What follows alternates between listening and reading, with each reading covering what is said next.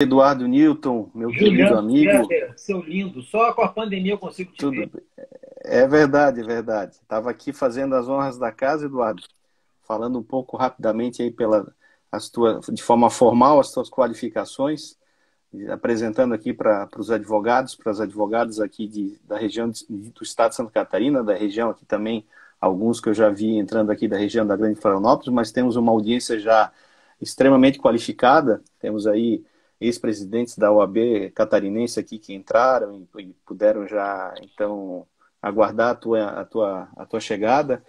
Então, primeiro, quero te agradecer o teu positivo para o nosso convite, né? Já há muito tempo já queria fazer com que tu viesse aqui, ainda que virtualmente, voltasse para Florianópolis para poder, então, ter uma conversa com a gente num tema que eu estava falando um pouquinho antes aqui, um tema especialmente para os advogados criminalistas, né? Falar sobre audiência de custódia, né? Inclusive, eu quero só dividir a tua fala e já vou te dar a palavra, né? A primeira a Uhum. falar, né, dessas tuas técnicas na audiência de custódia. Realmente estávamos falando hoje durante o dia, né, algumas audiências aí que tu vem passando aí no estado do Rio de Janeiro, e também depois falar da tua petição, né? Eu não quero ficar aqui, não quero fazer um spoiler, mas a tua petição que encaminhou aí para o STF, né, justamente com essa temática, que eu acho que para aqueles advogados, né, que buscam sempre se reciclar, né, Eduardo, reciclar, seja pela teoria, né, seja pela prática. Então, ainda mais em tempos de Covid, que eu acho que também é um ponto aqui a se falar, né, as dificuldades, né, de uma defesa criminal, seja defensor público ou defensor particular, aqui me incluo também na condição de advogado, obviamente, né, as dificuldades que um criminalista, então, tem na defesa, né, do seu cliente em tempos de Covid, né, em audiências que não são mais aquelas audiências presenciais, de uma forma até se justifica por tudo isso que está se passando, mas também, obviamente, as dificuldades que nós temos aí em decorrência do pleno exercício de uma defesa técnica, né, seja aquele mais necessitado, né, ou seja aquele que tem condições de constituir um bom advogado que possa, então, representar de forma digna ele, né, com uma parte mais enfraquecida no processo. Então, eu fiz aqui uma breve apresentação tua, mestre pela Universidade Estácio de Sá, graduado pela Universidade Cândido Mendes, já tem uma carreira já de longa data na Defensoria Pública do Estado do Rio de Janeiro e também antes, né, na Defensoria Pública do Estado de São Paulo, se não me engano. Então, já fiz o dever de casa, né, não vou aqui ocupar mais o tempo, então nós temos aí 1 hora para poder te ouvir e também poder mediar e, quem sabe, também fazer algumas perguntas que seriam pertinentes. Então, já te passo a palavra, então, para que a gente possa ter uma conversa formal e informal, porque falar sobre tudo isso também requer um pouco de informalidade. É isso aí, Eduardo. A palavra está contigo, meu amigo. Bom, antes de mais nada, eu quero te agradecer pelo convite, agradecer à OAB, tá? Você falou que tem tanta gente aí importante, eu fico até assim um pouco encabulado, né? Porque é uma ação afirmativa que você fez, me botando para falar para essa gente toda. Mas o que eu acho mais importante, já desde o início, boa tarde, Juliano, é o seguinte, e acho que você colocou algo que acho que é muito relevante e que eu acho que no dia a dia a gente perdeu um pouco disso. Não existe defensor público de um lado e defensor privado de outro, existe criminalista. E eu acho que enquanto nós pensarmos de maneira distinta, o pensamento autoritário vai passar por cima da gente. Tá? Digamos, eu tenho uma clientela que é diferente da sua. Eu não estou roubando o cliente da advocacia. Nem a advocacia está roubando o defendido da defensoria. Acho que esse ponto inicial ele tem que ficar muito bem claro, né? Porque enquanto nós não andarmos juntos, quem vai estar pagando o preço maior é aquela pessoa que hoje está no xadrez, é aquela pessoa que tem um processo contra si. Acho que essa é uma premissa importantíssima. Você fala a questão do Covid e eu vou até dar um outro spoiler, então. Eu até conversei com ela, com a Isabel Nunes, ela é uma pesquisadora, antropóloga, e a gente, inclusive, fez um texto, deve estar para sair nos próximos dias, sobre a questão como é que vai ficar, por exemplo, o júri. Porque a Uhum, pandemia vai demorar um tempo danado, vai ser que júri por uhum, videoconferência, júri uhum, remoto. Então, assim, eu acho que a gente tem que saber que as coisas vão mudar a partir dessa pandemia. Mas até mesmo para mudar existe um limite. Uhum. E antes de eu chegar e falar para você qual o limite que eu vejo para a audiência de custódia, eu tenho que falar o que é audiência de custódia. E por incrível que pareça, até mesmo pela uma resistência dos tribunais, foi algo que demorou, digamos, a pegar. Uhum. Veja, no Rio de Janeiro chega a ser assim, quase que um papo de maluco. E se você Uhum. quiser disponibilizar essa conversa nossa, para mim já está disponibilizado, não tem problema nenhum, mas veja, eu reclamava no Supremo que não tinha custódia e o TJ falava assim para mim, não, eu estou implementando, mas espera aí, a DPF Uhum. 347 deu prazo de 90 dias, já tinha mais de um ano, sabe? E implementar até quando? Eu acho que nós estamos acostumados, e isso é um pouco do nosso processo histórico, com soluções negociadas. Foi assim o fim da escravidão, foi assim o Uhum. fim da ditadura, e ao que parece, guardadas as devidas proporções, a custódia também foi assim. Veja, o Uhum. Supremo determina algo, há uma resolução do CNJ e mesmo assim não sai. Uhum. Então vamos lá, o que é então esse instituto que muitas vezes não é conhecido por uma parcela dos criminalistas? Eu falo dos criminalistas porque vejo tanto defensores públicos, que vão fazer às vezes no final de semana e não sabem o que estão fazendo, quanto de advogados. E Perfeito. só, e só um detalhe, tá, Juliano? Você falou assim, que tem que ser formal ou informal. Você até já recebeu áudio de audiência minha, você sabe que de formalidade eu não tenho nenhuma, né? Então, até Não. se me exceder no formalismo, você me avisa. Eu tive audiências em que o advogado estava do meu lado e ele falou assim, o juiz falou assim, doutor, você toca a palavra. A absolvição. Porra, peraí. O cara não Uhum. entendeu o que ele está fazendo ali. Uhum. Veja, se é um defensor que não entendeu o que está fazendo ali, isso é grave porque é o dinheiro do contribuinte. Se é um Uhum. advogado, é também grave porque é o dinheiro de uma família desesperada. Então vamos lá, vamos pensar Uhum. o que é o dinheiro de custódia. Nada mais é do que apresentar a pessoa. As normas internacionais falam sem demora, mas no Brasil esse sem demora inicialmente foi entendida por como 24 horas, né, na Uhum. DPF 347. Agora, com a mudança no CPP pelo pacote anticrime, você estende a 48 horas. 24 horas Uhum. para lavrar e comunicar, mais 24 horas Uhum. para realizar a audiência. Há uma autoridade judicial que vai verificar, ela tem algumas funções. Mas o primeiro ponto importante é o seguinte: por que um prazo tão exíguo? Porque uma das funções da custódia é aferir a questão da tortura. Uhum. E nós temos no nosso imaginário a figura de que a tortura significa lesão corporal, e não é. Tortura não precisa Uhum. deixar marca. Eu posso brincar de roleta russa com uma arma na cabeça de alguém. Isso é uma tortura. Não vai deixar marca Uhum. alguma. Uhum. Então, o prazo exíguo, porque, veja, na Corte Interamericana, os prazos eles são até maiores. Você tem até 5 Exato. dias como um prazo que atende ao sem demora. Uhum. Mas no Brasil ficou esse prazo inicialmente de 24 horas e agora de 48 horas. E um ponto importantíssimo a gente tem que ter em mente é que é o seguinte: e foi até um caminhão, mas só que esse caminhão, como você fala, esse não deu certo, né? Uhum. O ministro Luiz Fux, na ADIM 5240, que foi uma ADIM que questionava as audiências de custódia em São Paulo, tá? Uhum. Ele foi o relator e ele falou que o prazo de 24 horas era um prazo razoável. Uhum. No início do ano veio naquela série de ADINs questionando o pacote anticrime, inclusive o 310, parágrafo 4º, e aí ele já falou que não seria mais razoável, né? Então, é que teve uma Uhum. reclamação minha que eu brinquei que era Fux versus Fux, né? A gente não sabia qual Uhum. Fux que estava valendo, né? Se era o da ADIN Sim, 5240 ou que suspendeu o sim. pacote anticrime. Mas veja, Uhum. o 310. Algo assim como assim, uma coisa esquizofrênica, a gente brinca, Ruth e Raquel, né? Lembra daquela novela? Sim, Né? Tinha exatamente. as Irmã, gêmeas, minha Ruth e irmã Raquel, Dora. nunca sabe que se é o dia da Ruth ou da Raquel, né? Exatamente. É esse o ponto. E o que é pior, quem elaborou o CPC e fala no artigo 926 de coerência e integridade.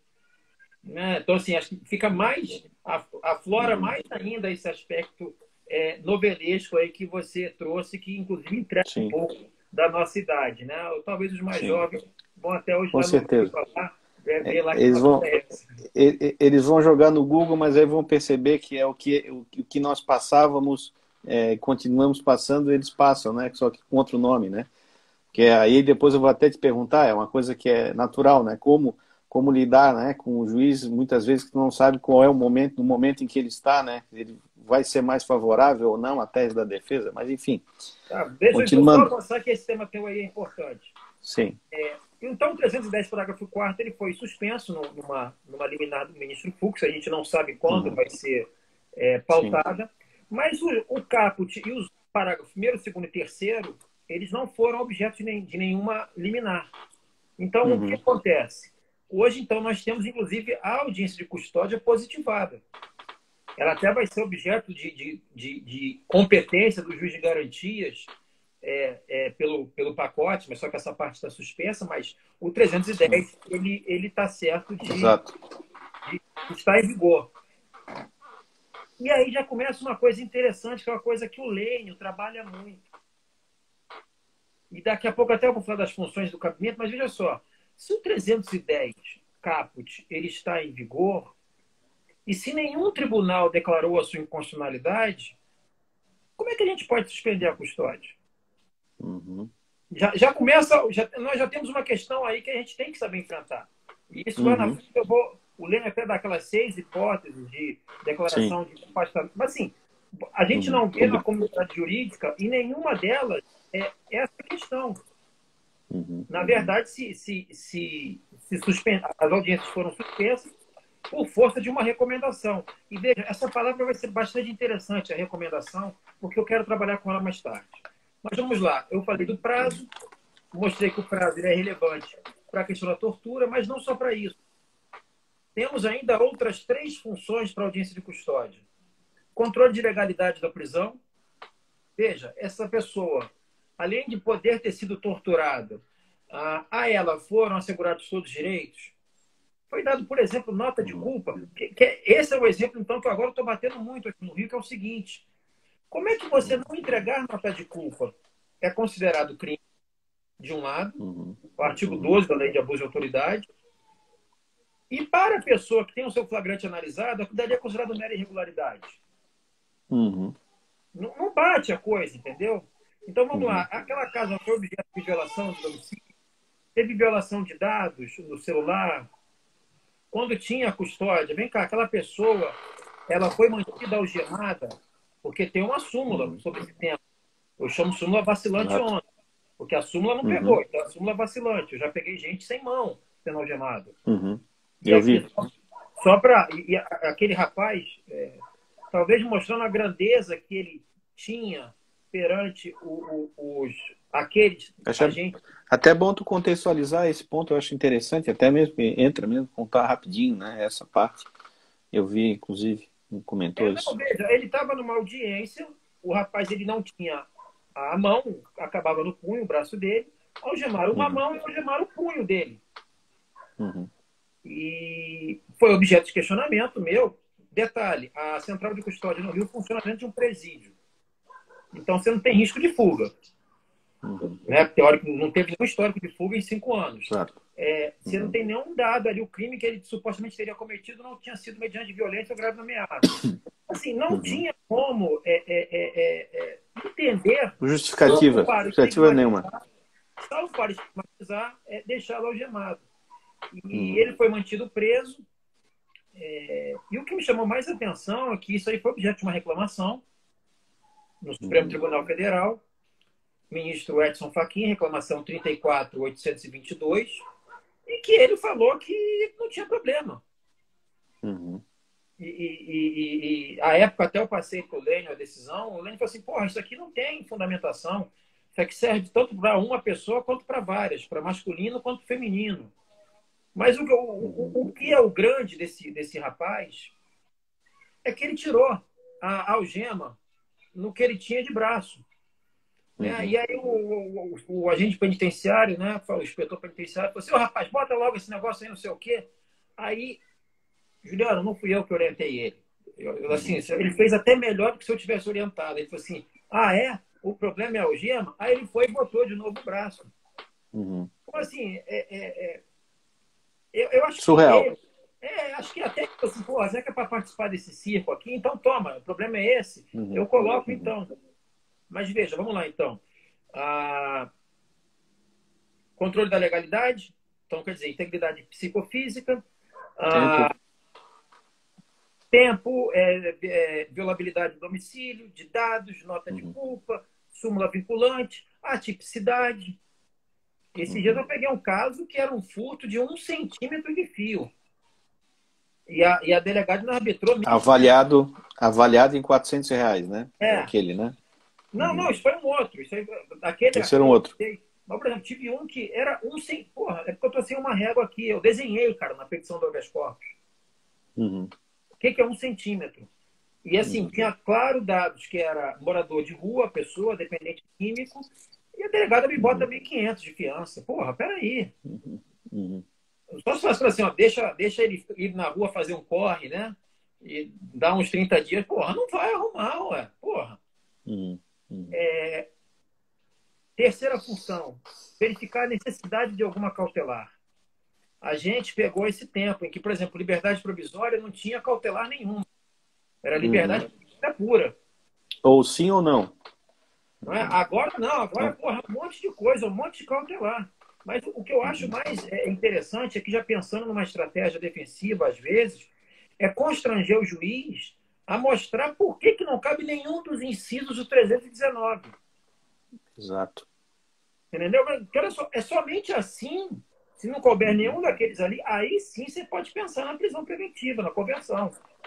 Você não pode partir do pressuposto, não, eu vou prender, eu tenho minha tabela aqui, roubo, eu vou prender, e o resto não presta. Não. Me mostre por que não presta o comparecimento. E a quarta função, cara, que é uma função que eu tenho trabalhado mais com ela, que é uma função de acolher. Veja, o advogado ele já faz isso intuitivamente, o defensor faz, mas de uma forma limitada, que é o seguinte. Vamos imaginar que uma pessoa seja presa e a família te contrate. Ele está lá na delegacia. A primeira coisa que você vai fazer, você vai puxar o cara no canto e vai falar com ele. Porque aquele camarada ali, muitas vezes ele foi preso em flagrante, o PM não quis falar com ele. O delegado não vai falar com ele, que para o delegado às vezes é muito mais fácil botar lá que ele quis exercer o direito ao silêncio. Na audiência de custódia ele não pode entrar no mérito. Então, assim, e veja a angústia que ele está. Não estou falando que todo mundo é anjo, não. A gente tem anjo, tem demônio, tem tudo, mas a pessoa quer falar. E eu acho que assim, a gente tem esse. Veja, o advogado é estar ao lado, né? Em latim é isso que significa advogado. Então, assim, o estar ao lado de uma pessoa numa. Ou ele também, como o Carnelucci falava, né? O advogado é o que senta ao lado do réu no último degrau, né? Exatamente. É então, ele assim, que está do lado, né? É o defensor. exatamente. Para você estar ao lado, você tem que ouvir. É claro que você vai orientar o seu cliente, ou eu vou orientar meu defendido, mas você tem que ouvir. Inclusive falar para ele, poxa, vamos aqui imaginar, um caso de Lei Maria da Penha. Parceiro, vem cá, você tem uma casa onde você possa ir? E, sabe, eu tentar, entre aspas, barganhar na tua uma liberdade provisória com uma protetiva de afastamento, seja a melhor coisa. Mas veja, você tem que ouvir o cara. Então, essas são o que eu digo, as funções. Eu gosto muito do Rubem Alves, e aqui é um momento que não tem nada a ver com direito, mas ele falava isso da importância do ouvir. E eu acho que a gente, no nosso dia a dia forense, a gente reclama que não nos ouvem. Quantas vezes a gente chega numa sala de audiência e já tem uma decisão pronta? Mas, assim, acho que a gente, às vezes, também não faz o nosso dever de casa, que é ouvir aquele que nós estamos ali representando. Eu acho que, nesse momento da audiência, isso é muito importante. Vamos lá agora, vamos seguindo aqui. Cabimento dela, a rigor, seria para qualquer tipo de prisão. E eu sustento até, Juliano, que caberia, inclusive, para prisão civil de alimentos. Daí eu vou te falar o porquê. Cara, aparece o dinheiro. Você ameaçou de fato o cara que vai ser preso, aparece um dinheiro, aparece um acordo tipo Casas Bahia, entendeu? Com milhões de situações. Que é o seguinte, Muitas vezes você bota aquela pessoa na prisão 30, 60, 90 dias e aquela criança que é a credora daquela pensão vai continuar sem o dinheiro. Uhum. Fora o fato de que as normas convencionais, elas não fazem restrição à prisão em flagrante. Por exemplo, eu não sei como que é em Santa Catarina. No Rio só faz para prisão em flagrante. Uhum. Inclusive, isso foi objeto de uma reclamação constitucional, a 29.303, né? Até o Lênio fez um texto no Conjuro, eu fui lá sustentar Eu vi. no Supremo, mostrando o seguinte, vem cá, não é possível que, se a gente pegar essas 4 funções, só o preso em flagrante tem? Será que é só o preso em flagrante que pode ser torturado? Não, então qualquer um pode. Então, assim, essas são as funções. No que se refere à recomendação 62, e aí eu queria entrar nisso, para entrar no que você perguntou de como trabalhar com os juízes e também, o mais importante, a gente comentar aqui um debate. A recomendação 62, ela é fantástica em vários aspectos. Ela é fantástica para a execução penal, ela é fantástica para o processo de conhecimento, mas ela é um terror para a figura da audiência de custódia. Exato. Uhum. E aí, o que aconteceu no Rio aqui que me chamou muito a atenção? Eles jogaram com o nome. Naquilo que poderia ser o tribunal, naquilo que poderia ser favorável ao preso, eles entenderam que era uma mera recomendação, que não tinha força cogente por parte do CNJ. Uhum. E naquilo que poderia, porventura, prejudicar o preso, no caso, a figura da audiência de custódia, eles adotaram integralmente. E aí, o que a gente tem hoje? Em alguns estados, de uma forma melhor estruturada, em outros, como no Rio, de uma forma péssima. A gente voltou ao que é a análise só do flagrante, só o papel. Veja, daqui a pouco eu vou receber a minha pauta. Aí eu vou pegar os processos, que for eletrônico eu já posso ir fazendo, peticionando, que for físico eu também já posso fazer, e mandando para o e-mail do juiz. Então, assim, veja, eu brinco falando que a custódia foi um parto pior do que de elefante, que demorou um bocado. Bastante. E a gente tem esse cenário pandêmico, suspende ela e, assim, volta a uma lógica anterior, que era só análise do flagrante. E o pior, por exemplo, vamos aqui trabalhar no Rio de Janeiro. Eu tenho um governador que fala que tem que atirar na cabeça. Não é? Eu tenho uma DPF ajuizada, a DPF 635, questionando a letalidade das forças policiais, que, inclusive, atiram de helicóptero quando passam por cima de comunidades. O Rubens falou esses dias comigo uma coisa muito interessante. Ele falou assim, olha, aqui no Rio a gente naturalizou quando morre uma criança em bala perdida de operação policial. Se fosse coisa de 10, 15 anos atrás, seria o evento do ano. Hoje não, é mais um. Então, veja, eu não estou falando que todo policial é um mau policial, longe disso. Existem bons policiais, existem bons advogados, bons defensores, mas também existem maus policiais, maus advogados, maus defensores, maus promotores, maus juízes. E veja, hoje, sem ter esse controle sobre a tortura, eu tenho quase que um salvo-conduto. Eu tenho a certeza do seguinte, porra, olha só, vamos falar assim, eu posso esculachar o preso, eu posso machucar o preso, porque o prazo está suspenso. Ele passa pelo exame do IML, que é aquele cara que abre a porta da caçamba, né, e fala assim, tem alguém agredido? Na frente do policial, ele vai falar que não está. Não vai dizer, claro que não. Então, assim, quase que fala assim, ó, hoje o judiciário dá quase que um salvo-conduto para o poder público, para as polícias, no sentido de que pode agredir. E veja, você tem um cenário pior ainda, que acho que isso aí remonta até a Inquisição. Veja, quando o processo ele é físico, porque quando é eletrônico eu posso ficar aqui, ficando dando F5, né, no computador, Exatamente. A manifestação do promotor. Agora, e físico precisa dos autos sem carga. E aí o que acontece, cara? Veja só, eu me manifesto. Veja só, a defesa se manifesta sem saber o que o MP está pedindo. Então, assim, é um cenário, eu te falo assim, eu não sei, assim, Kafkaniano. Pois é, você entendeu? Veja, eu mando uma petição para o e-mail do juiz. Ele não me dá protocolo. Então, assim, primeiro que eu não sei se a decisão, se a minha petição chegou. Segundo,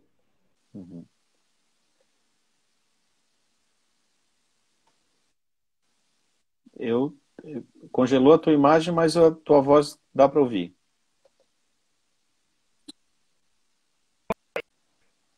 É uma travadinha. É só uma travadinha, mas deve estar voltando. Está voltando, voltou. Vamos lá, então.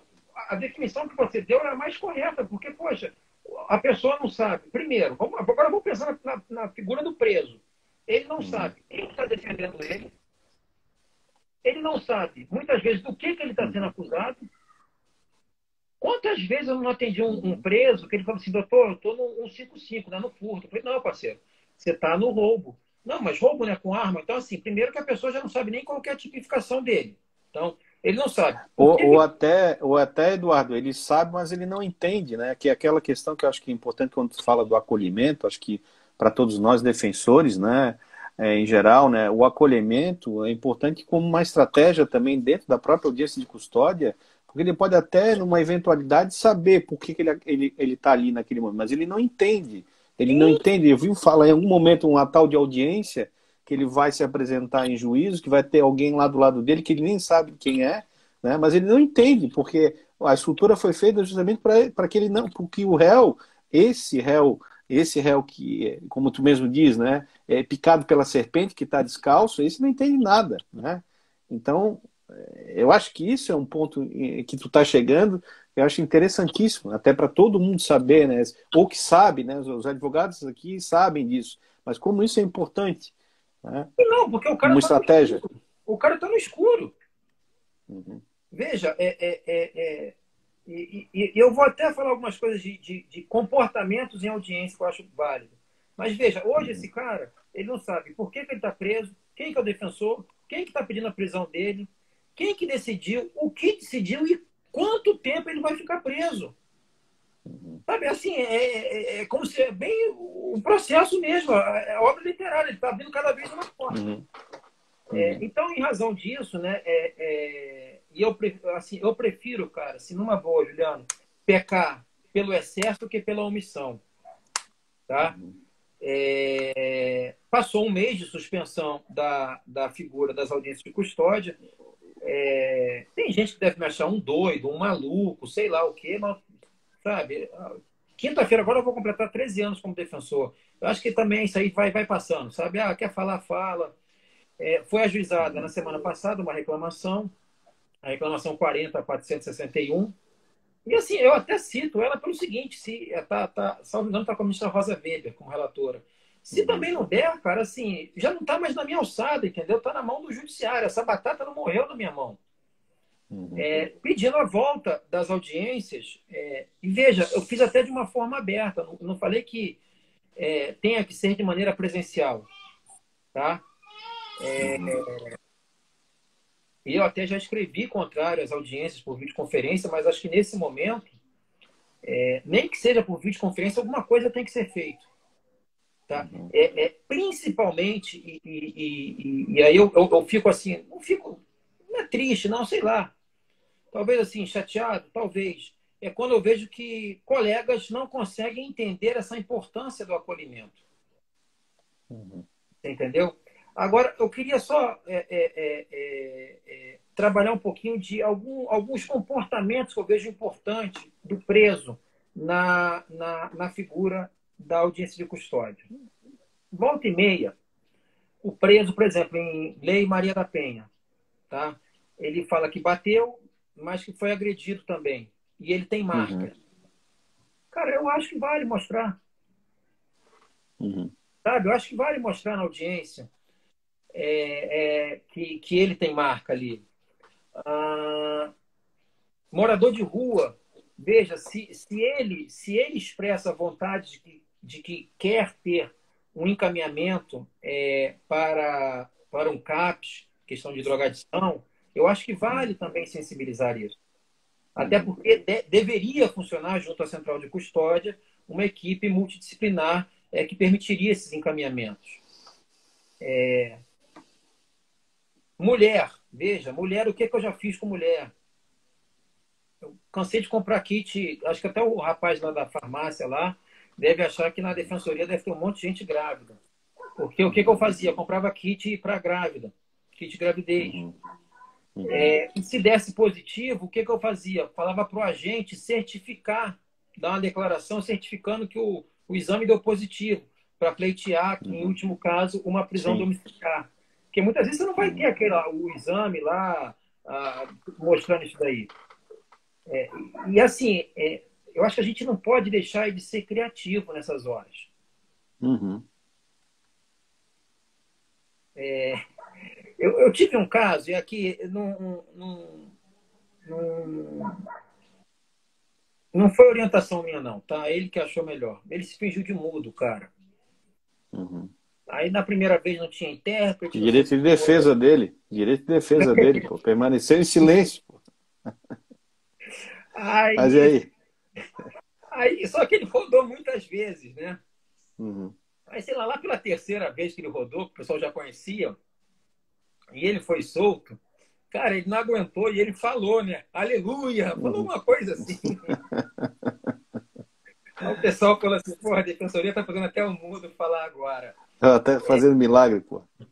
Agora é o seguinte, você colocou como trabalhar com um juiz quando não está com um bom dia.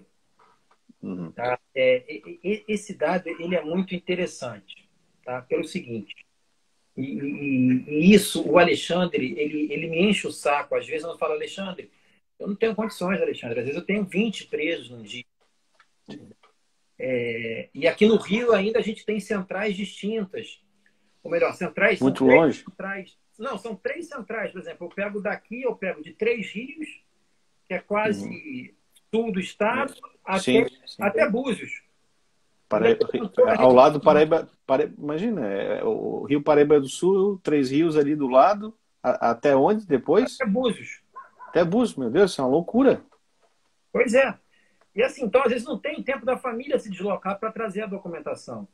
Claro. Mas assim, o que eu acho o mais relevante, tá? Digamos, nessa dinâmica em que se vai se estabelecer entre juiz e defesa. E aí é juiz Uhum. promotor, que sempre tem um acordozinho ali entre eles. Uhum. É você tentar, por meio de documentação, quebrar ao máximo qualquer alegação alarmista por parte deles.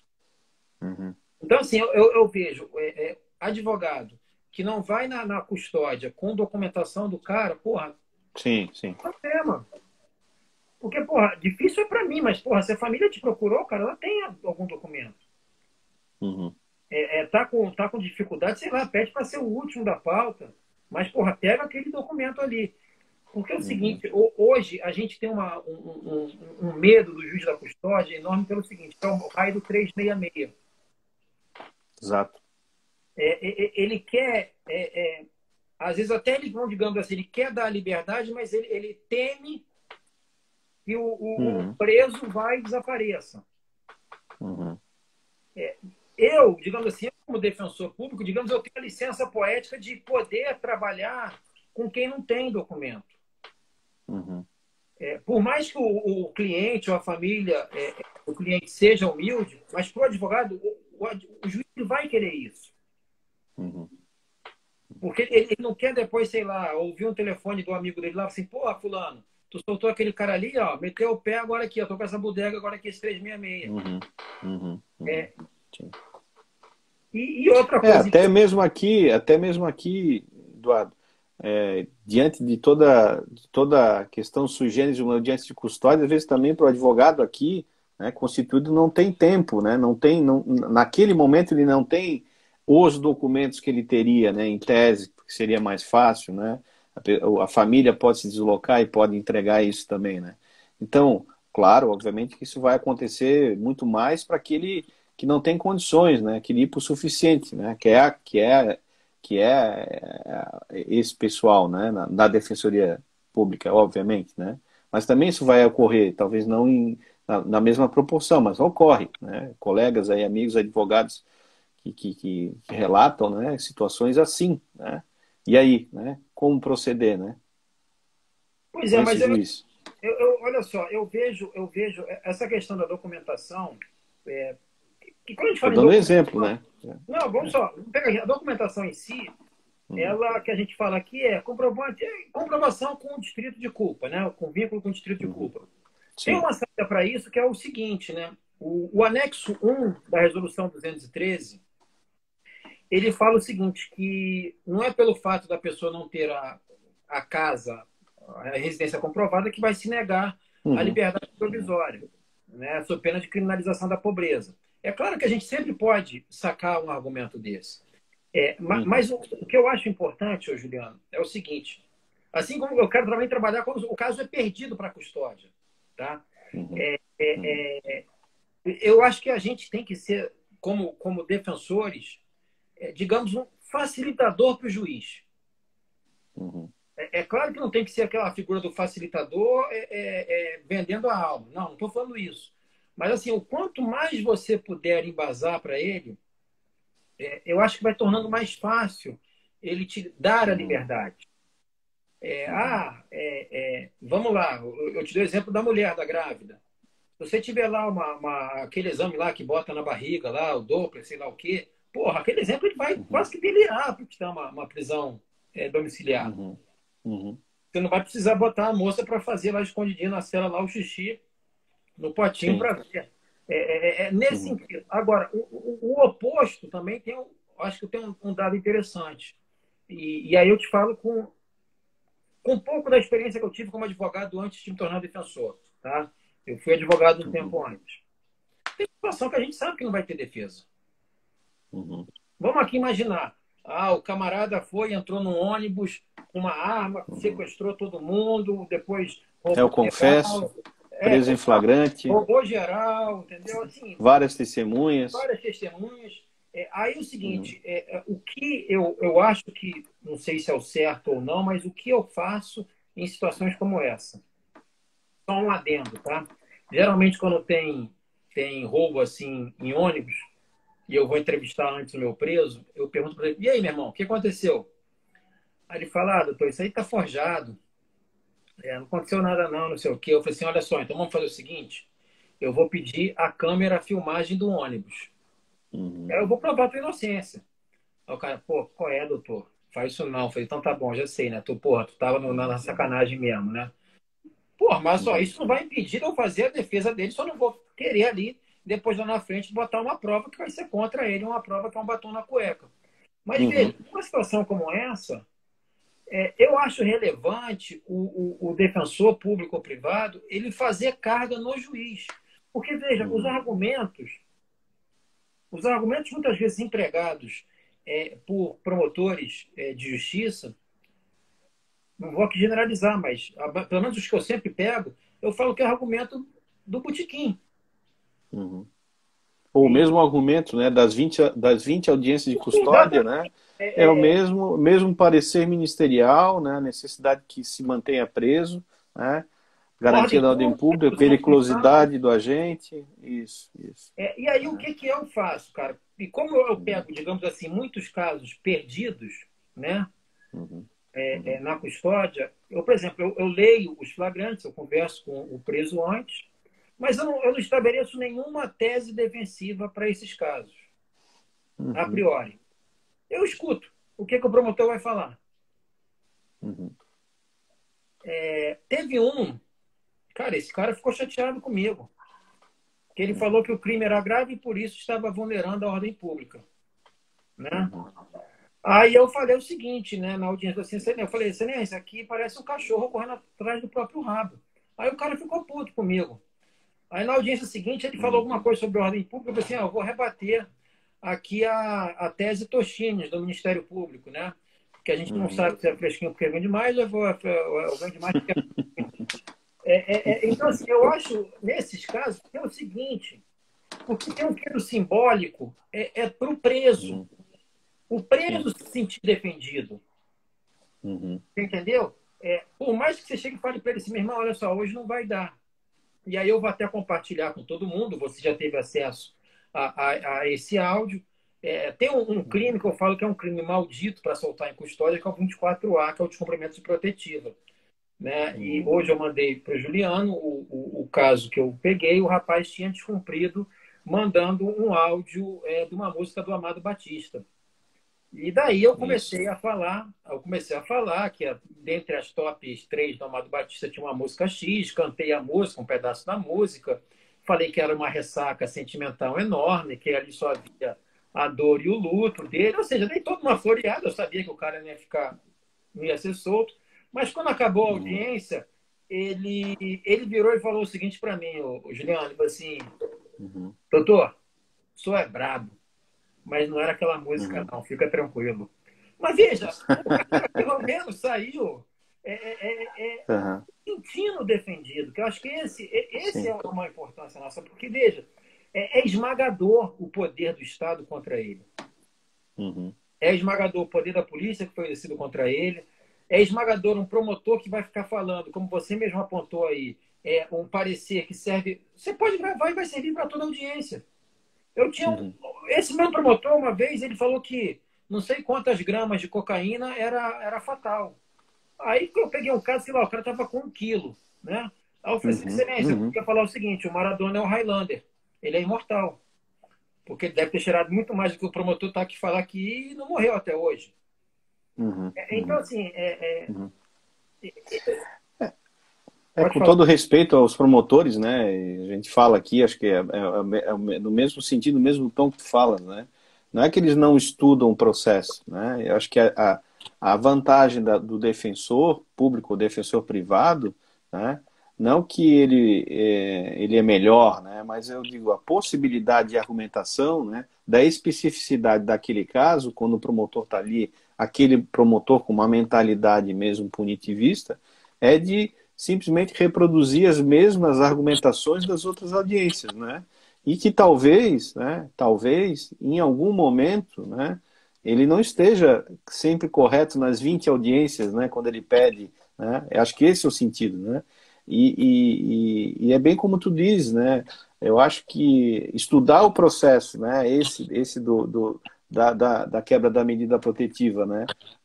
Não é igual a outro, não é igual sempre, né? Tem um perfil diferente, né? E aí, né? Aí a questão que ao mesmo tempo é trágica e cômica, né? Porque realmente ele mandou uma música, né? E ficou aquela discussão, né? Se ele tinha ou não tinha quebrado a medida protetiva e se ele deveria ser preso, mantido preso, né? Acho que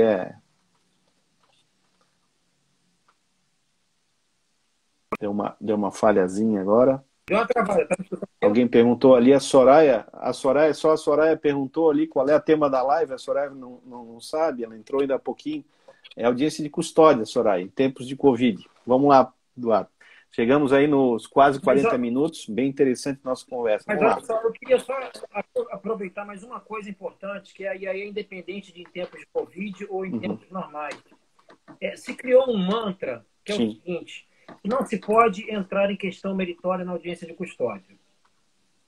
E assim, eu queria fazer um parêntese nisso. Não pode. Mais ou menos. Por que eu quero falar mais ou menos? O que a lei não permite, até mesmo porque se permitir seria, vamos dizer assim, uma repristinação do interrogatório como primeiro ato. O que a lei não permite é uma dilação probatória na audiência de custódia. Agora, o seguinte, eu, de posse do flagrante, eu posso explorar aquilo dali da forma que eu quiser. E se eu não fizer isso, veja só, eu estou dando chance para o promotor que quando ele vai falar que tem um fumus comicio delicti, ele está entrando em questão meritória.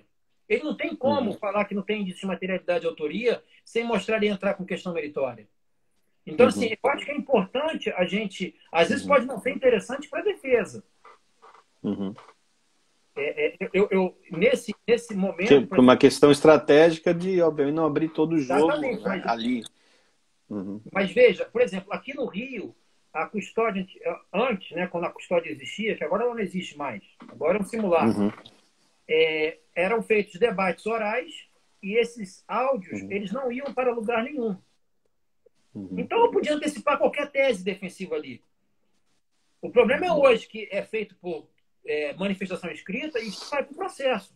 Se eu antecipar ali uma tese defensiva, Veja, eu posso estar dando toda a arma para o acusador já saber para onde que ele tem que rebater.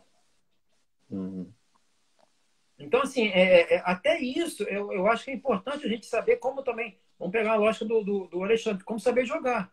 Naquele momento eu Uhum. podia jogar. O campo, vamos dizer assim, naquele momento era no campo de grama, agora eu estou no salão. Uhum. O que eu fizer vai ficar registrado. Uhum. Entendeu? Vamos lá, o que mais? Tem alguma Entendi. pergunta? Tem que eu falar que eu tenho que falar 40 minutos, você vai deixar perguntas aí. Vamos ver aqui.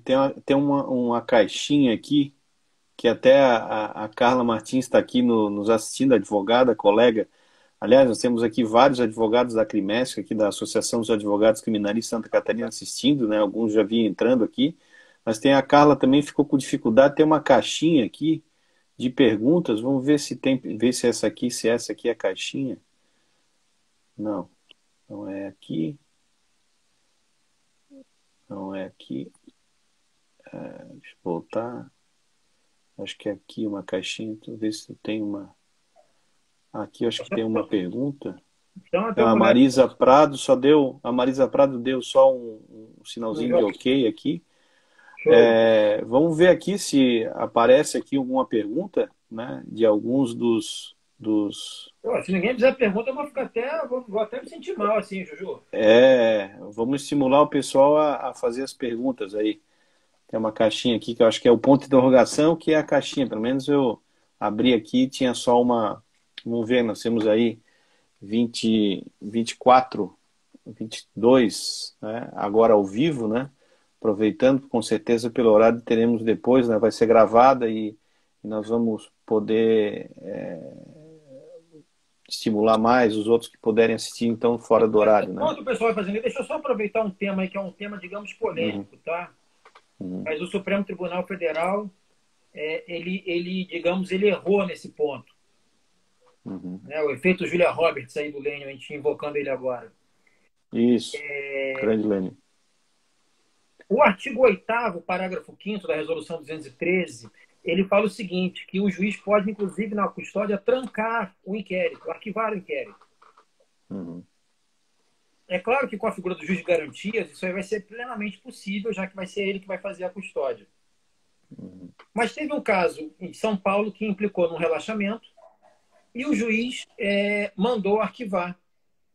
E o MP foi recorrendo, isso parou no Supremo, o Supremo falou que não.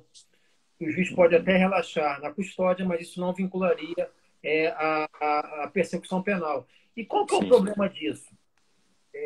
Inclusive nesse momento, tá? Vamos pegar agora um pouco do, não sei como é que está aí em Santa Catarina, mas no Rio, eu tenho basicamente 3 tipos de crime hoje caindo na custódia. Furto, e aí furto ou é de cabo, que é o pessoal em situação de rua, ou é em Sim. mercado de gênero alimentício. Aqui também, furto, bastante furto. Violência doméstica, muita Uhum, uhum, violência doméstica e tráfico. Só isso. uhum, E o que uhum, acontece? Volta e meia a gente pede o relaxamento pela tipicidade material, pela questão da bagatela, bem como uhum, que já seja trancada a persecução. E aí fica até digamos, um alerta. Tá? Uma vez eu perdi um HC desse que eu pedi o trancamento do inquérito, só que demorou muito para julgar o mérito e já tinha ação penal. Então agora sempre bota ação inquérito, penal proposta. Uhum, bota inquérito barra ação penal. uhum, Qual é o problema desse posicionamento do Supremo? Que assim, você acaba permitindo o desenvolvimento da máquina para situações que você sabe que não vai dar em absolutamente nada, mas que uhum. só vão É um ser tiro na água, trancadas, só vão vai ser dar um tiro na trancadas, água. só vão Uhum, ser trancadas com a manifestação do tribunal. Porque muitas vezes o MP vai falar que o cara é reincidente, e aí não cabe, então, uhum, bagatela, mas o tribunal, uhum, enfim, aqui reconhece nesses casos. Então, só uhum, ficar atento a uhum. esse artigo 8º aí, que o parágrafo É uma 5º. bela estratégia. É uma bela estratégia. Bom, nós temos aí mais 5 minutos. Então, para que a gente não seja surpreendido, talvez, aí com a queda da nossa transmissão, que é a live, então, é de 1 hora, né? Eu queria que tu, Eduardo, então, falasse aí, desse um encerramento, e aqui eu estou vendo se tem mais alguma pergunta, não surgiu nenhuma nova pergunta, mas também dizer que para os nossos a nossa audiência, para aqueles que vão ver depois essa live, né? O Eduardo Newton vai voltar em junho pela ESA novamente, né? Nós temos aí os seminários de atualização da advocacia, né? O nosso diretor-geral, Marcos Vinícius, juntamente com todos os diretores temáticos, né? Organizamos aí também, paralelamente, a web ESA aqui no nosso perfil do Instagram, também no nosso próprio canal do YouTube, né? Então, chamando aí profissionais de renome nacional para que, então, por 1 hora e meia, possa debater temas relevantes, no nosso caso aí, do direito penal e do processo penal. Então, vamos falar no dia 9 de junho, é isso, né? Não sei, Eduardo. Eu acho que é 9 de junho, dia 4 de junho é o Maurício Dieter. Dia 4 de junho é Maurício Dieter e dia 9 de junho, né? Até com a companhia da colega aqui, a Carla Martins, doutora Carla, que já participou de outra WebESA e mediou também a conversa. Então, te dou a palavra aí, Eduardo, agradeço de coração a tua participação hoje, que não termina, né? Nós vamos então falar mais sobre audiência de custódia, né? Mais de estratégias de audiência de custódia no início de junho. Aguardem o card com a propaganda, enfim, para que a gente dê toda a publicidade e toda a audiência possível. E é isso aí, passo a palavra então para ti, Eduardo, então, para as tuas considerações aí finais, aí temos aí mais uns 2 minutos. Eu só tenho a agradecer a você e a todo mundo que participou aí dessa live. O meu perfil está lá aberto, é só procurar Eduardo Newton. Quem quiser mandar dúvida, me xingar, elogiar, boa. Fica à vontade, tá? E eu espero que em junho a gente ainda vai estar virtual, mas eu espero que em breve a gente possa estar aí em Floripa, curtindo aí, Tomara. tomando uma cervejinha, um negócio melhor. E isso que Com importa certeza. da vida são os amigos, que a gente sem amigos, a gente não é nada. Então eu que agradeço. Exatamente. Obrigado, então, Eduardo. Então, encerrando aí, faltando aí 2 minutos. Mais uma vez, importante a tua presença, né? A tua live tirou um pouquinho dos teus afazeres aí, dos teus cursos, mas o importante é isso, né? A gente poder trocar experiências, né? Experiências práticas, né? Numa área espinhosa da advocacia que é da defesa criminal como um todo, que é a parte da audiência de custódia. Obrigado mesmo, Eduardo. Então, vamos nos encontrar então em junho e um abraço forte mesmo, apertado, e quem sabe aí a gente vai também para o Rio aí para poder aí estar junto. Valeu, irmão. Um abração aí. Tchau, tchau.